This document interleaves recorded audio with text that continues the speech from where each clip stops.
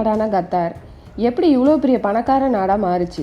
FIFA world cup நடத்துகிற அளவுக்கு எப்படி இந்த நாடு வளர்ந்துச்சு? சவுதி அரேபியாவிலேருந்து எகிப்து வரை எல்லாருமே அடிக்கணும்னு நினைக்கிறாங்க. ஆனால் கத்தார் இது எல்லாத்தையுமே தட்டி விட்டுட்டு மீண்டும் எழுறாங்க. கத்தாருங்கிற நாடு இருக்கவே கூடாது அப்படின்னு நினைக்கிறாங்க. இஸ்லாம்ங்கிற பேரை வச்சு அழிக்கணும்னு நினைக்கிறாங்க. அதுக்காக நிறைய சதி வேலைகளை நடக்குது. இந்த சதி வேலைகளை எல்லாம் முறியடித்து மீண்டு வர்றாங்க கத்தார். கத்தாரோட சக்ஸஸ் ஸ்டோரியை தான் நம்ம இந்த வீடியோவில் பார்க்க போகிறோம். வாங்க வீடியோக்குள்ளே போகலாம்.